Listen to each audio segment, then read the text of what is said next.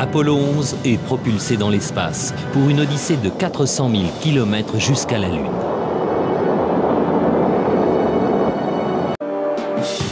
Et on prétend qu'ils sont allés là où personne n'était jamais allé.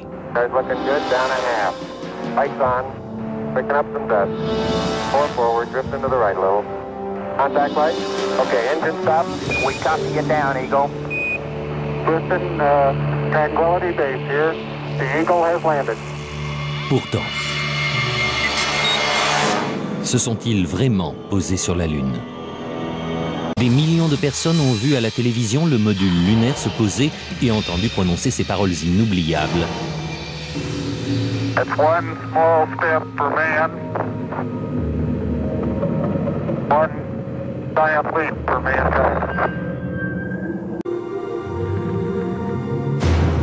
Le décollage de la fusée Saturne V a vraiment eu lieu, mais elle n'a jamais envoyé d'astronautes sur la Lune. Les astronautes sont partis avec Saturne V. Ensuite, et cela explique leur disparition, ils sont juste restés en orbite autour de la Terre pendant 8 jours. Et pendant ce temps-là, on a montré ces images truquées d'astronautes sur la Lune. Mais le 8e jour, la capsule de commande s'est séparée du véhicule et a atterri, comme on a bien sûr pu le voir en image.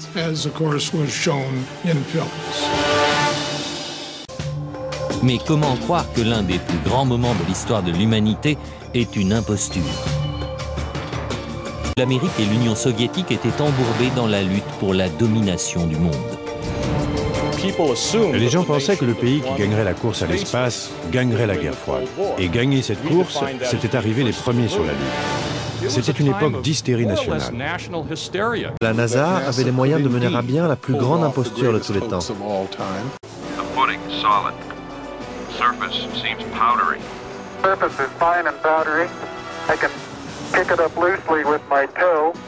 Dans le film, on a fait ce qu'on a pu avec seulement 4 800 000 $. Mais avec ses 40 milliards de dollars de budget, la NASA avait les moyens de monter un canular.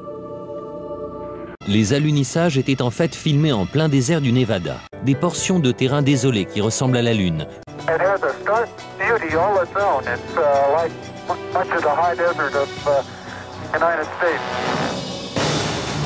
Est-ce qu'on a vraiment pu faire croire à des milliards de personnes que le désert du Nevada était la Lune? Si le module lunaire s'est posé avec une poussée de 5000 kg, comment se fait-il que l'explosion n'ait pas donné naissance à un cratère? Cette empreinte de pied a-t-elle bien été faite sur la Lune?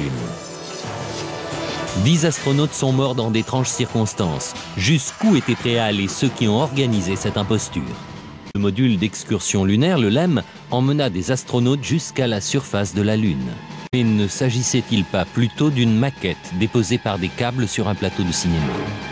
Selon Bill Kaysing, cela pourrait expliquer l'absence de bruit de moteur dans les documents officiels de la NASA. Le bruit d'un moteur de fusée atteint les 140 ou 150 décibels. Autrement dit, c'est un bruit énorme. Comment serait-il possible d'entendre des voix d'astronautes dans le tumulte d'un moteur de fusée en marche?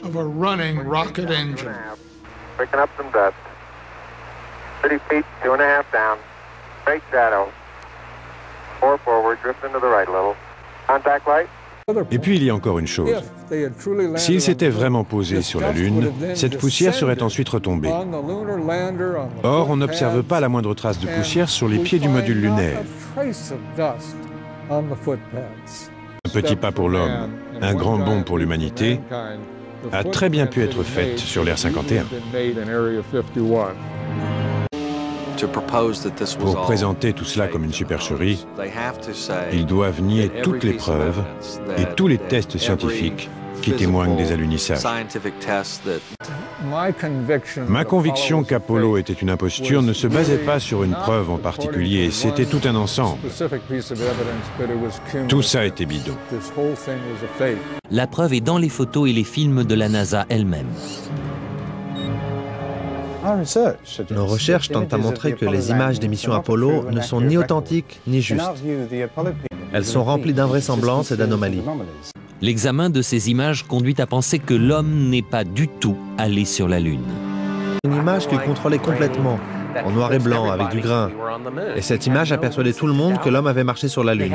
Nous n'avions aucune raison d'en douter. C'est triste à dire, mais c'est quelque chose de très facile à faire.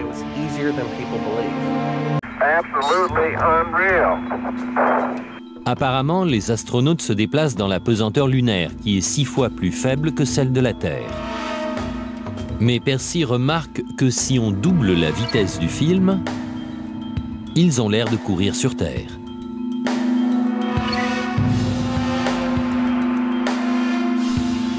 Même chose avec le patrouilleur lunaire. En accéléré, on dirait qu'il se déplace sur Terre.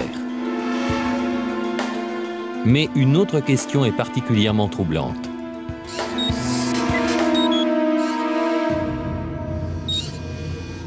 S'il n'y a ni air, ni vent sur la Lune, pourquoi ce drapeau flotte-t-il?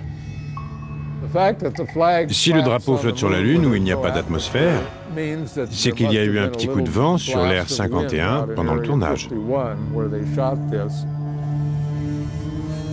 Sur la Lune, la seule source de lumière pour les astronautes était le Soleil.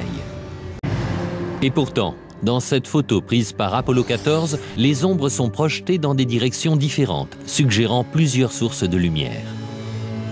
Les ombres des rochers au premier plan auraient dû s'étendre d'est en ouest, comme l'ombre du LEM. Dans cette photo prise par Apollo 17, les ombres s'étendent aussi dans des directions différentes. Normalement, dans la lumière du soleil, les ombres sont toujours parallèles les unes aux autres. Elles ne se coupent jamais.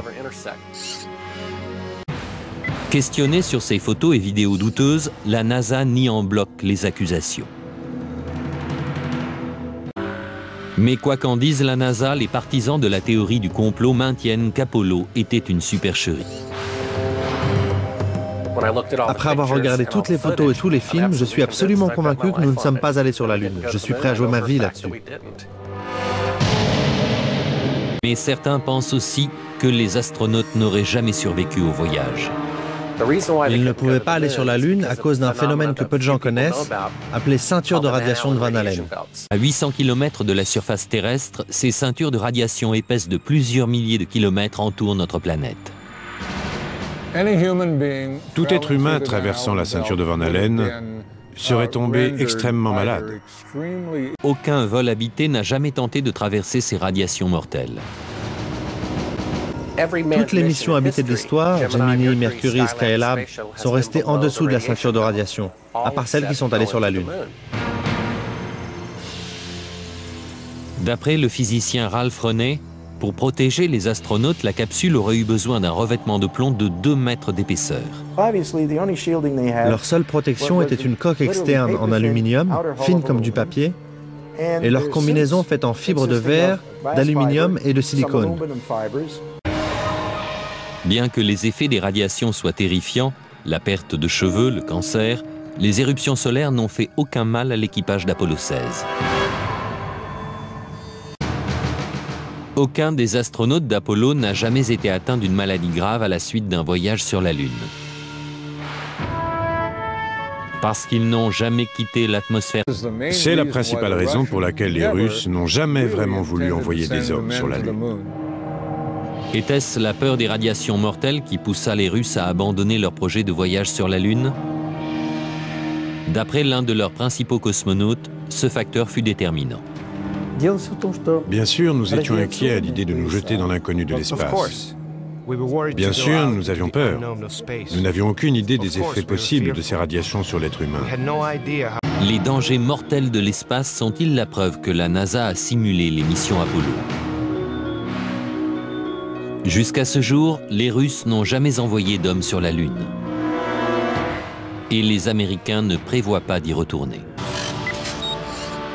Maintenant que vous avez entendu les diverses théories et explications, croyez-vous que les États-Unis aient pu monter une telle imposture?